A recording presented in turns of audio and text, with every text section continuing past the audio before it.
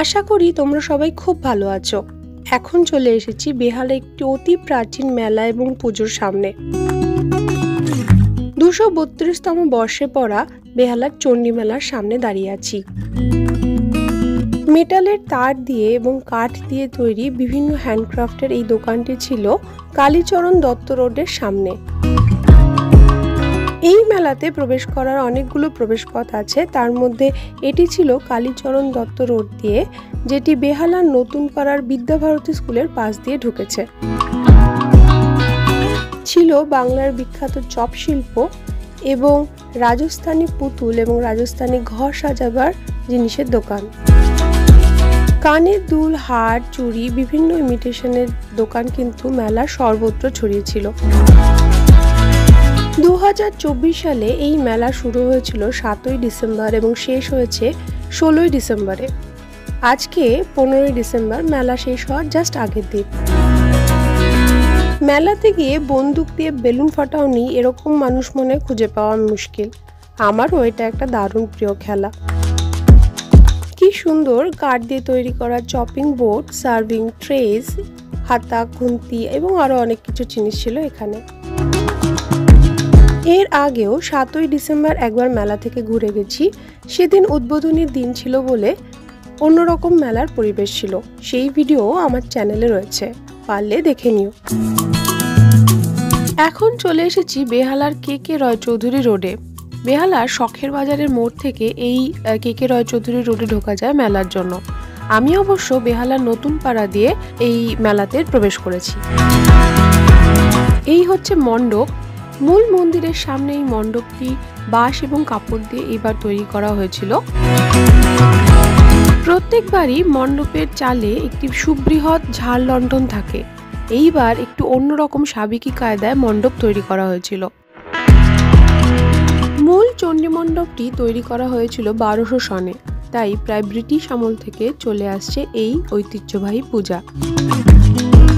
পঞ্চমুণ্ডির আসনে বসে থাকা রক্তজবা গাত্র বর্ণের মায়ের মূর্তিকে এই মন্দিরেই তৈরি করা হয়। মাকে ঘিরে থাকে মায়ের অষ্টসখী। মণ্ডপের পাশেই রয়েছে মন্দিরের কার্যালয়। এখান থেকে বিভিন্ন দরকারি তথ্য অ্যানাউন্সমেন্ট করা হয়। মণ্ডপের পাশেই ছিল শাখাপলা পড়ার এই স্টলগুলি।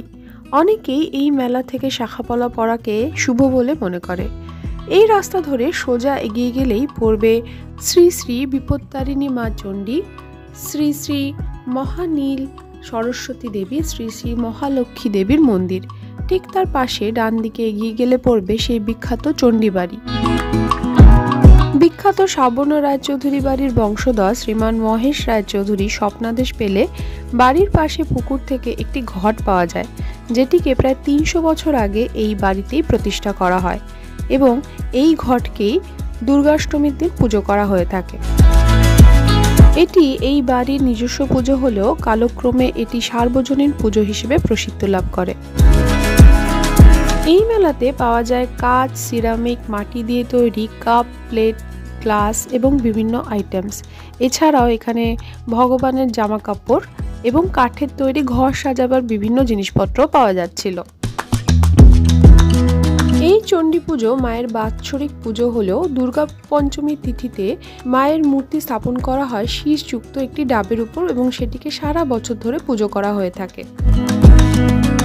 শখের বাজারের দিকে যেতে বাঁ দিকে পড়ল আরেকটি মাঠ, মানে 2 নম্বর মাঠ, যেখানে ছিল অনেক ছোট ছোট খাওয়া স্টল এবং বেশ কিছু রকমের রাইডস।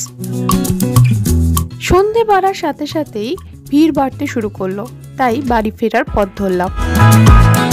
তোমরা যখন এই ভিডিওটা দেখবে ততদিনে মেলা অলরেডি শেষ হয়ে গিয়েছে, কিন্তু তোমাদের ইনফরমেশনের জন্য জানিয়ে রাখি, মেলাটি ভাঙা মেলা রূপে প্রায় 10 দিন এক্সটেনশন পায়। তার মানে প্রায় 28শে ডিসেম্বর পর্যন্ত ভাঙা মেলা তোমরা পেতে পারো। ভাঙা মেলা থেকে তোমরা কাপ, প্লেট, আচার, পাঁপড় সহ বিভিন্ন জিনিস কিনতে পারো। দাদা এটা কত করে? 40 টাকা। আমি তো প্রচুর আচার, পাঁপড় এবং ঘরের টুকটাক ছোটখাটো জিনিস কিনে ফিরেছি। যারা মিষ্টি খেতে ভালোবাসো তাদের জন্য মেলাতে ছিল ঢাকা বরিশালের পিঠে পুলি স্টল। সুন্দর সুন্দর আর্টিফিশিয়াল ফুলগুলো পাওয়া যাচ্ছিল, যেগুলো ঘর সাজাবার জন্য ব্যবহার করা যেতে পারে। তার পাশেই ছিল একটা দারুণ ফিশ ফ্রাইয়ের দোকান। হাঁটতে হাঁটতে চলে এসেছি মেলার অপর প্রান্তে, যেটি ছিল বরিশা গার্লস হাই স্কুল এবং বরিশা পাঠাগারের একদম সামনে। এই 3টে মন্দির সহ আরও 9টি মন্দির নিয়ে এই অঞ্চলটিকে বলা হয় দ্বাদশ। সেই দ্বাদশ মন্দিরের মাঠেই দাঁড়িয়ে আছি। মেলার 3টে মাঠের মধ্যে এই মাঠটা সব থেকে বড়, তাই বেশ কিছু রাইডস রয়েছে এখানে। এছাড়াও রয়েছে রেস্টুরেন্ট, যেখানে তোমরা বসে খাবার খেতে পারো। মাঠটির পাশ দিয়ে যে সোজা রাস্তাটি গেছে, সেটা ধরে সোজা এগিয়ে গেলে পড়বে সাবর্ণ রায়চৌধুরী বংশের আরেকটি বিখ্যাত পুজোর জায়গা, যেটিকে আটচালা দুর্গাপূজা দালান বলা হয়।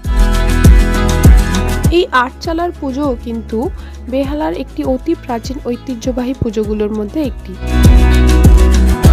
এর ঠিক পাশেই রয়েছে শ্রী সন্তোষ রায়চৌধুরী মহাশয় দ্বারা প্রতিষ্ঠিত রাধা গোবিন্দের মন্দির। আমার সাথে বাংলার একটি অতি ঐতিহ্যবাহী পূজা বেহালার চণ্ডী পূজা এবং চণ্ডী মেলা দেখতে তোমাদের কেমন লাগলো অবশ্যই কমেন্ট করে জানিও। ভালো লাগলে একটা লাইক করে দিও। তোমাদের সাথে আবার দেখা হবে আমার পরের ভিডিওতে। ততদিন সবাই খুব ভালো থেকো। এখন তবে আসি, বাই।